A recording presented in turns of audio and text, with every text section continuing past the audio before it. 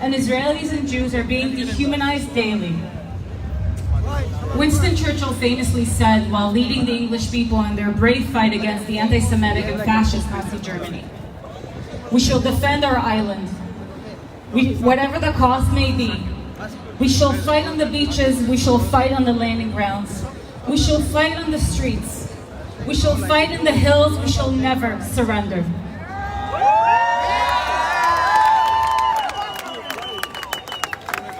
Churchill knew when he gave this speech, surrendering was not an option.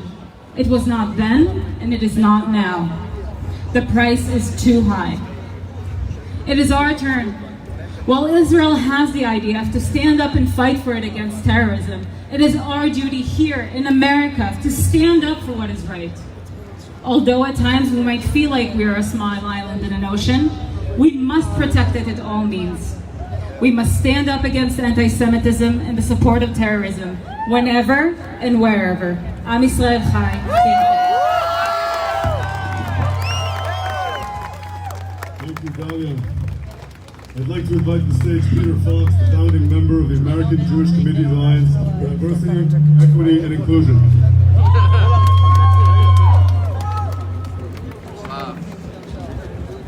Dalia?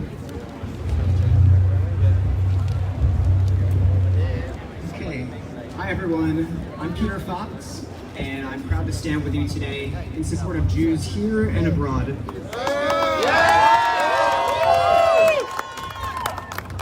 I'm a writer and a founding member of the American Jewish Committee's newly formed Alliance for Diversity, Equity, and Inclusion, for expanding community partnerships with the goal of reaching more people outside of and within the real Jewish. Not here, brother.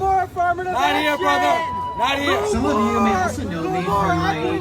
Not here. Black Lives Matter. Not here. Not now. Some of you may also know me from my Twitter presence where phrases like chocolate hummus for being delicious. But this month is a lot more serious. Okay, there's a protester over Okay. Well, this past month has been much more serious, and it's significant that it's Jewish Heritage Month, it's Asian Pacific American Heritage Month, and it's Asian Pacific American Heritage Month. It's also Mental Health Month, and I think it's fitting since all of our communities are facing great anxiety right now. This week in particular has been very frightening. With attacks in New York, LA, and all over the world, it seems like mostly only Jews care to speak out about it. But we all know that anti-Semitism can be quiet for years, for decades, and then be rampant all at once. And that has certainly been the case this past week. We mustn't forget where we come from. Jews are just a small minority. In America, Jews are 2% of the population. In the world, Jews are 0.2% of the entire population. Today, there are still 2 million fewer Jews alive than there were in 1939, and that's the impact of 6 million. So today I'm speaking for the Jews attacked on the streets of New York, who can't speak for themselves or are too scared to. I'm speaking for the dozens of Jews who were murdered by white supremacists in Pittsburgh and Poway, who we must never forget. I'm also speaking for Israelis of all stripes who are burdened with the indiscriminate and unprovoked rocket fire from Hamas, who must be condemned as the terrorist group that they are. And I'm speaking for everyone who shares a common humanity and cares about the safety and dignity of others. It should not be remotely controversial to categorically denounce anti-Semitism when Jews are beaten up on the street. Yet, it feels like few non-Jews are willing to. It should also not be hard to condemn Hamas for firing thousands of rockets into Israel unprovoked. And this one might be harder to hear, but it should also not be controversial to call out extremism when it comes from our own. Like this past week, there were right-wing Jews in Israel who beat up Arab Israelis in Bat Yam, which is despicable, and they do not speak for my Jewish identity or the way I support Israel. Jews are the oldest tribe, but we cannot allow ourselves to be tribal, or we will lose everything. So Israelis and Palestinians alike deserve much better. My message to non-Jews is you can absolutely criticize Israel without being anti-Semitic. Just ask any Israeli and they'll tell you. You can also criticize Palestinians without being Islamophobic, but if your insights require you to spew bigotry, you're doing it wrong. When you succumb to hyper-tribalism, your message loses all of its meaning. And I know what it's like to be misunderstood, because I stand before you as someone who's gay and autistic. I've been told many times that because I'm on the autism spectrum that I could never have empathy for others. But that's not true.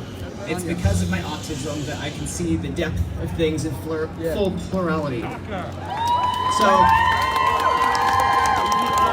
I ask you to do the same, seek the depth of things, practice holding multiple truths at the same time, and maximize good. Jews do not owe anyone a psychological burden of explaining a Middle East conflict an ocean away, but if you degrade us and attack us, we absolutely will stand up for ourselves. We must also call on activists and elected officials to do better.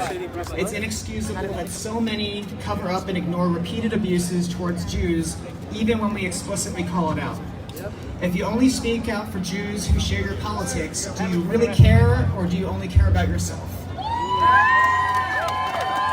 When we see hate and extremism, our message of love and pluralism must be stronger. So I'll leave you with this. Most people are decent, including the ones you disagree with. So look for the good. When hate rises, it calls for all of us to rise higher. So stand with pride. Am Yisrael Chai. Thank you, Peter. I'd like to invite Ross Damovsky, who lost her sister right here on 9/11. This is Instagram Live, this is Facebook Live. I'm not Why are we here? I don't know how to do this. I mean, don't we have better things to do on Sunday? No! Especially when you're not Jewish. I mean, it's happening thousands of miles away. And when it happens here, it doesn't happen to you. And I used to think like that myself. I'm not particularly religious or political. I didn't care about terrorism until the answer came crashing down on me. When my sister, on September 11, 2001, left home to go to the greatest city in the world, to work for one of the great corporations, and she didn't come home. She was murdered right there. But don't take my word for it. Take the word of a pastor, man of faith, who said, first they came after communists, but I didn't speak up because I was not a communist.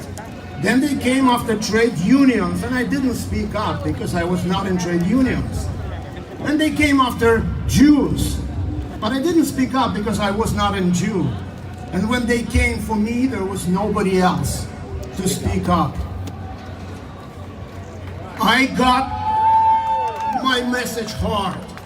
Don't wait for yours.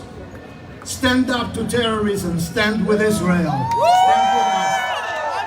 Thank you for coming. Thank you so much. Thank you so much. Take a moment. Look to the left of you.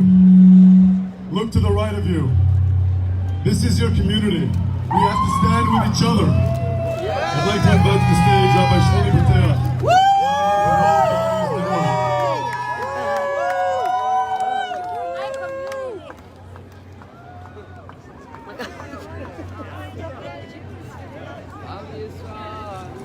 Zach, well said. Yeah, thank you. Appreciate it. Yeah, thank you.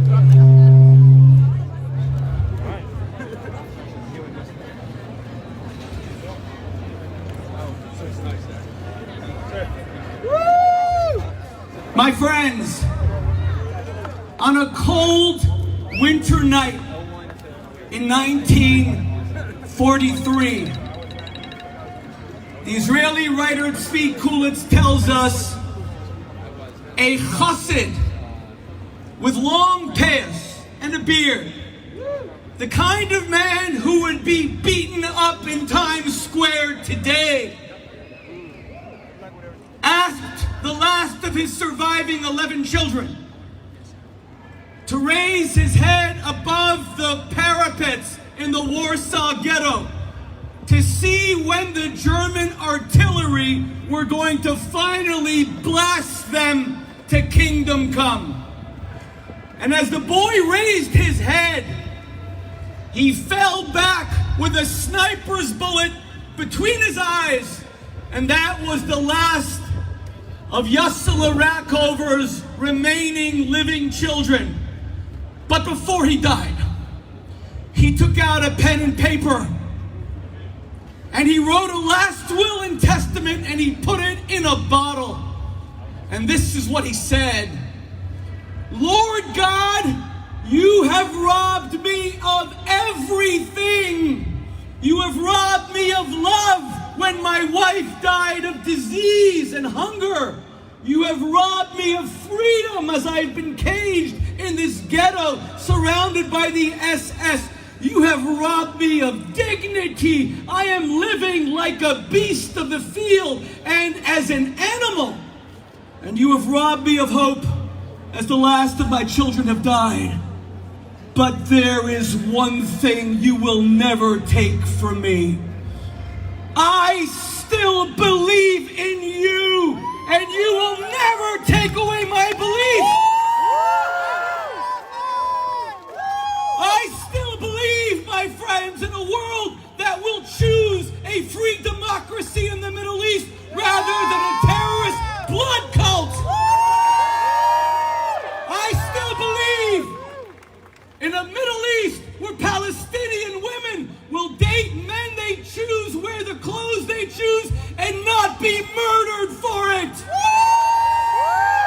I still believe in a Palestinian people who will have leaders they elect, whom they can criticize without being imprisoned, brutalized, or tortured, and will be free. I still believe in a Jewish people seen by the world as a light unto the nations. I still believe that Jews will walk the streets of New York and St. Louis and Singapore and Bangladesh and Jerusalem and Tel Aviv and Los Angeles and will not only be safe, but they will be proud. I still believe that our Arab brothers and sisters will see the blessing of Israel to live in a country whose government spends their money on roads, on hospitals, on education, not on bombs and bullets and bunkers.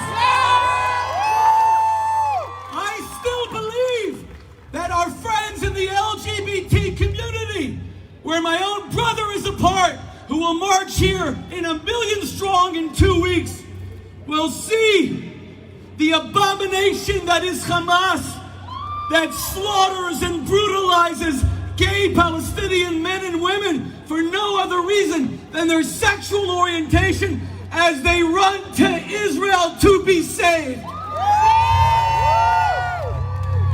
I still believe in the brotherhood of our Palestinian brothers and sisters and all Jewish brothers and sisters under the values of the state of Israel: freedom, democracy, rights of women, rights of all humanity, rights to congregate. I still believe. My friends,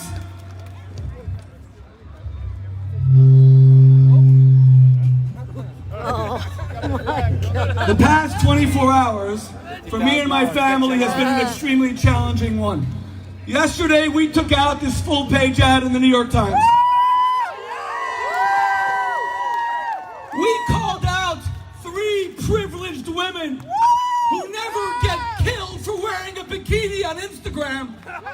We called out 3 privileged women who can date any man they want without fearing that a brother or cousin will subject them to an honor killing for defiling the family, and who still had the chutzpah, the unmitigated gall, to falsely defame and libel the Jewish state as an apartheid state, as being guilty of ethnic cleansing. That, my friend, is a lie. That, my friend, is a blood libel. That is the essence of a blood libel. My friends, live glorious Israel, the only country in the Middle East where Arabs enjoy total freedoms, equality, representation in the Knesset, and full citizenship. Live glorious Israel. The only country where the press can call Netanyahu any name they want, and there is absolutely nothing he can do about it. Live glorious Israel. A country that wants peace, that has sacrificed for peace, and above all else, live IDF. Live IDF. Live IDF. The soldiers who guarantee that never again means never again. My friends, above all else, I believe in never again.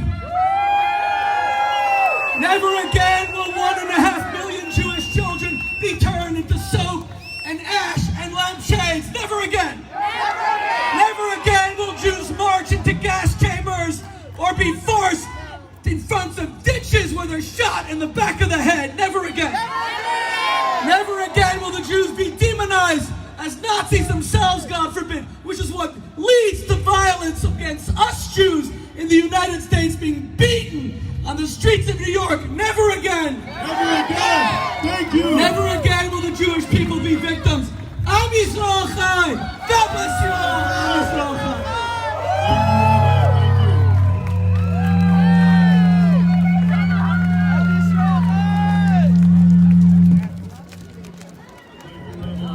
What do you have for breakfast? A lot of coffee. That's for sure. No, you're a Mario. When is he doing the real stuff? That was the warm-up. Thank you. I'd like to invite Ronnie Fuchs and Jackie Topolsky, You get up IAC there, Ariel. National Council members, to the stage. צהריים טובים, מכאן ישראלי, מכאן יש לו דרכון ישראלי, תעשו רעש. Welcome everybody, I'm Jackie Teplitsky. I am from the IAC, Israel American Council, New York City, and also Israel American Council National Board.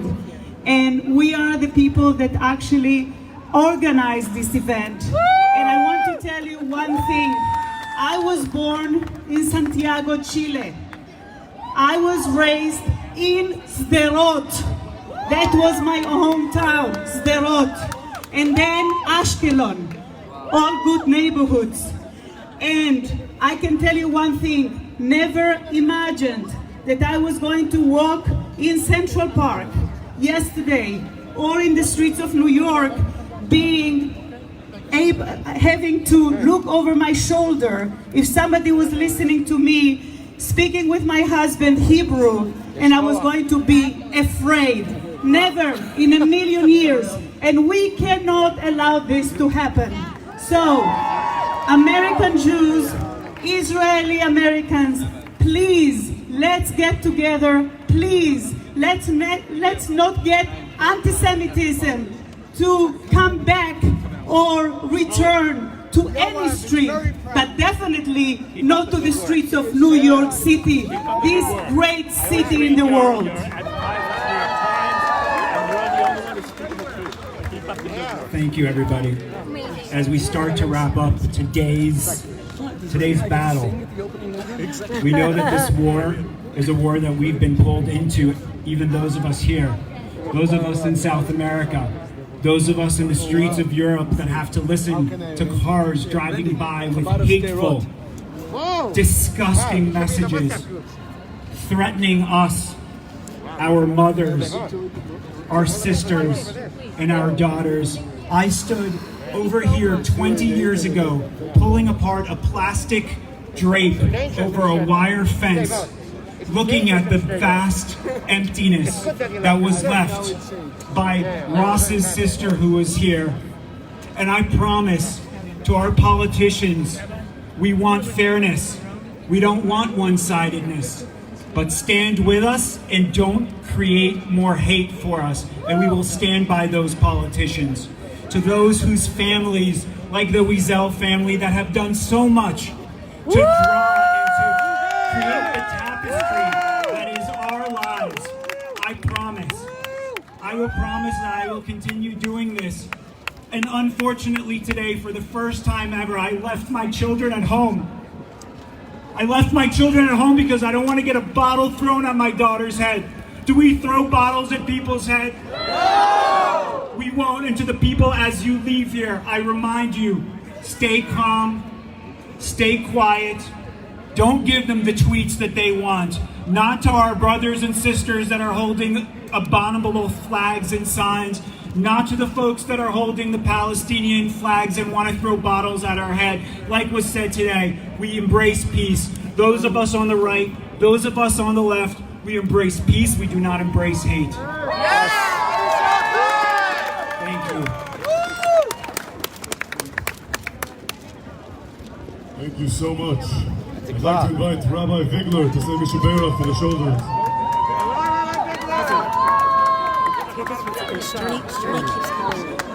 What? Call, fine. Hello, everybody. Hello, Rabbi! Yes.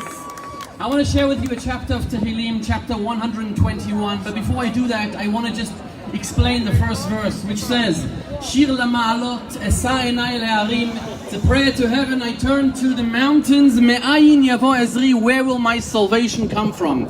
The Medrash explains that Jacob was the one who composed this chapter. Is as follows.